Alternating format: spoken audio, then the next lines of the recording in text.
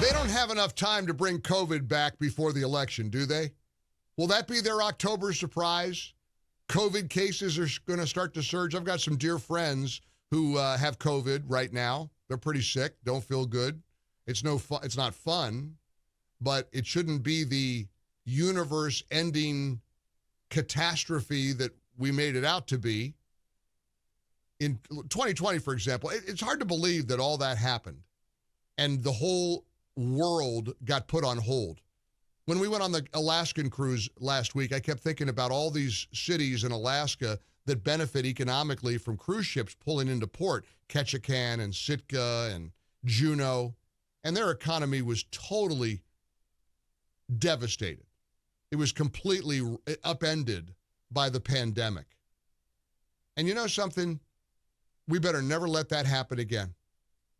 I just saw the former White House COVID coordinator admitted in an interview, the vaccine mandate may have been a mistake. The vaccine mandate, maybe we shouldn't have done that. I also saw a video clip of Ben Affleck's daughter standing up at a Los Angeles City Council meeting demanding the return of mask mandates. She's some 18-year-old kid who's the daughter of a couple of movie stars, and she's demanding Los Angeles bring back mask mandates. Who the heck is she? Other than a pampered, spoiled brat daughter of a couple of multimillionaire actors. And it's wild how you know somebody's politics by whether or not they wear a mask. Not everybody. Maybe somebody wears masks if they're vulnerable, they've got cancer, or they're, got a compromised immune system. But as a rule, you know who they are if they're running around with masks on and being very nervous about the presence of COVID. None of us wanted to get it. I got it twice. I don't even know if I should play this clip of this young woman with her demand. Let's stick to today's big political bombshell. Will he or will he not step aside? I've been thinking a lot about this malarkey about bringing up the 25th Amendment to remove Joe Biden. What in the world are Republicans thinking in trying to give the Democrats who want to get rid of Biden any help? I saw Chip Roy has, is talking about the 25th Amendment. Jamie Comer is talking about interviewing the physician who's supposedly the Parkinson's doctor. For what? Why in the world are Republicans helping the Democrats? The Washington Examiner, Republican lawmakers are going all in with their attacks against President Joe Biden, seizing on his vulnerabilities and hoping to weaken him further. We don't need to help weaken him. Republicans don't need to help the Democrats who want to oust Joe Biden. It makes me crazy when Republicans are so short-sighted. Look, the cat's out of the bag. Joe Biden is infirm. He's in bad shape. He's also not going anywhere, apparently. According to the latest reporting, he has staved off the attacks, the mutiny, the coup. And here's Republicans wanting to help the Democrats who want to get rid of Biden by invoking, what, you want to invoke the 25th Amendment? You want to remove him and hand the White House over to Kamala now? Really? That's your plan? Come on, we got to think. We got to be smarter than this. Here's a headline. There are Republicans very unhappy with the RNC's abortion platform. What? Now, I understand it. I'm pro-life. And I get that the country isn't where I am on the issue of abortion. We can't drive away voters right now on the contentious issue of abortion. The RNC Platform Committee adopted new Trump-backed party priorities, which for the first time in 4 decades didn't include a national ban on abortion. Now, again, I say this as a pro-life American. You advance an agenda that includes a national ban on abortion now we might lose on November 5th. The only chance the pro-life movement has is for Republicans to win. And these 20 points of the RNC platform, guided and shaped and molded by Trump, are exactly the way to go. And I read these headlines, there are Republicans who are irked. Oh, there are Republicans who are livid. And I hear some of these people on air. Oh, it's terrible. This is awful. We shouldn't water down our pro-life stance. That's not who we are. You know who we need to be? Winners. If we win on November 5th and we take the House, the Senate, and the presidency, we can spend a lot of time working on the pro-life agenda. We are 4 months away. How about let's not blow it? How about let's not screw up 4 months before the election? Knock it off with the talk of the 25th Amendment. Knock it off with trying to drag in the White House physician to find out if Biden has Parkinson's or not. We're 120 days or so away. We're almost there.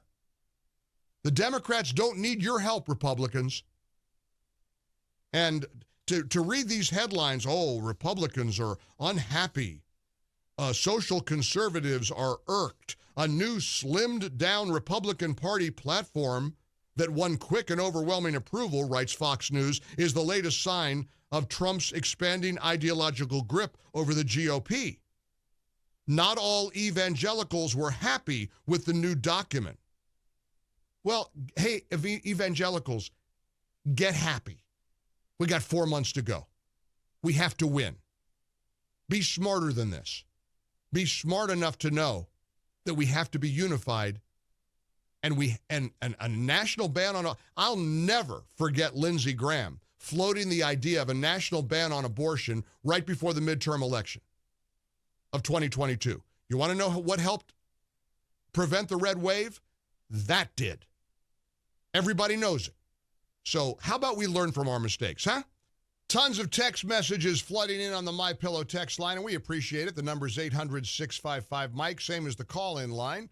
We love your calls. We love your texts. We love your input, your feedback. Please never text and drive. Standard text messaging rates may apply. First, from the upstate of South Carolina, abortion bans should never be a federal issue, according to our Constitution. It should be a state decision. That was the whole purpose in overturning Roe v. Wade. Kick it to the states. There's no federal constitutional right to an abortion, but there shouldn't be a federal ban on abortion as well. I agree with South Carolina, but we sure can't do that now. We sure shouldn't be talking about it 4 months before the election, because abortion makes a whole lot of Republican women not want to vote for Republicans. Now, you can argue about that. You can be frustrated about that. It is what it is. So let's be smart and accept it. And here's a text from Illinois. The 25th Amendment should have come into play 3 years ago, not 4 months before the end of Biden's term. This talk about the 25th Amendment is insane. It's almost as if the Republicans want to toss the Democrats a lifeline. They want to bail them out. They got a mess. They got a mess on their hands. They don't know. They are completely schizophrenic right now. They're stuck with, decrepit Grandpa Joe, who doesn't know what time it is, and the border czar, Kamala Harris. That's all they got. That's all they've got. There's a very funny lady on social media named Conservative Mama. Maybe you follow her on X. I sure do. I learned about her a couple of years ago. She posted a video last night that is so funny, I have to share it with you. So check out the state of the Democrats. These are where the Democrats are today. Now, this is obviously satire. This is a social media influencer called Conservative Mama, who is very, very funny, and she sums up perfectly where the Democrats are right now. I don't even know what to say. I'm at a loss for words. I mean, he can't be the nominee. He's got to be the nominee. I mean, we really don't have any other options. I mean, he just had a bad night. One bad night, okay? I mean, let's be honest. That bad night exposed it all. All of it. Did he really say he was the first black woman to serve with a first black president? we can win this, okay? We can win. We just need to come together. We need to unite, okay? If we unite, we can win this. We can't win this. I mean, we really cannot win this if we stick with him, okay? Like, why is Trump being so quiet right now, too? I mean, we really need him to say something, and he's not saying anything. Seriously, we can win this. We just keep calling Trump a dictator and saying that he's a threat to democracy. No, that is not a good idea. We need Obama. We need Obama and Clinton, the Clintons, to just in unison come out and tell Biden that he needs to just step off the stage. Like, that's what we should do. That's what we should do. We got to do it. Let's do it. Let's do it. Let's do it. Come on. That's the plan. But then we have Kamala, the border czar. She's going to be the nominee. Like, really? Just repeat it over and over. Democracy, democracy, dictator, dictator. You know, like, come on, it's easy. Yeah, she has to be the nominee because she keeps the money. If we get somebody completely new, then we lose all the money. Oh, this is so bad. This is so bad. But we're going to be fine. We're still using mail-in ballots and the voting machines, okay? Like, it's going to work out. It's going to work out. Is she good or what? If you want that video clip, we'll send it back to you through the MyPillow text line. Just text MAMA to 800-655-MIKE, and we'll send it to you free of charge. It's a service of the Mike Gallagher Show. Just text MAMA to 800-655-6453, and we will send you back that hilarious clip that conservative mama produced for social media. Again, mama, and we've got it covered both ways, spelling M-O-M-M-A or M-A-M-A. Just text mama to 800-655-6453. We'll send it back to you. Let's go to the Twin Cities of Minnesota, where Paul is standing by. How you doing today, Paul? Hi, Mike. Great show as always. Thank you, sir. Listen, we disagree on this issue. I'm with Lindsay. We have acquiesced far too often to the other side and numerous policy areas, public policy areas. And quite honestly, this is one, if you fall for something, you'll stand for nothing. And I think it's time.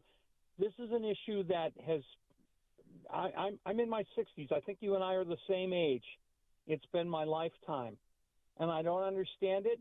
And I think if the public was to be taken directly, honestly, most people would say it's wrong to abort a child. The vast majority of Americans are not where you and I are, and I respect your passion, but I'm absolutely baffled at how short-sighted you're being, Paul. I don't understand this. In fact, and hear me out for just a moment, because I want to take a lot of time with you on this, because you're a kind person, and you're obviously right on the issue. I'm not disagreeing with you on the merits of this issue. Do you remember 2022 and what happened? There was a red wave guaranteed, and the Supreme Court rightfully overturned Roe v. Wade, which was something that we pro-lifers have been praying for decades. And Trump got that done. That got accomplished. That was wonderful. But what it also did was it destroyed the guaranteed red wave. And then Lindsey Graham came along and said, we got to have a federal ban on abortion. And my phone line for days was filled with Republican women saying, I will never vote for another Republican candidate again if this happens. Whether we like it or not, Paul, we're not where the majority of Americans are. And if we keep banging this drum, we're going to lose in 4 months. Do you want to win? Do you understand the significance of winning on November 5th? Let me finish my question. It's an important question. Do you understand the significance of the need to win on November 5th in order to continue to enact strong pro-life protections? This is the whole issue, my friend. I don't believe that by winning, it's going to guarantee us that we're going to get to where we need to be. Well, we're going to be a lot better off with pro-life Republicans in legislative positions than Democrats. You think we're not going to... You don't... Look at what happened with Roe v. Wade, with a Republican president. We're on the same page there. It's just the strategic and tactical approach. Right, and that's well, of course we differ, because I say this with love. You're wrong, Paul. You're wrong. If you're going to talk strategy, then the last thing we need to be doing is advocating for a federal abortion ban 4 months before the election. You're wrong. Tactically, we must win. Do you not know how volatile this issue is for voters? We run the risk, my friend, of turning away. I'm not going to turn away from Trump, okay? Donald Trump is the best option we have. Well, then follow his lead on this, because you and he are definitely not in agreement on this at all. You are out of step with how Trump feels on this, and I agree with you. We ought to pay attention to how he feels on this. We're going to win this thing if we're smart. Thanks, Paul. Sorry, we'll have to agree to disagree.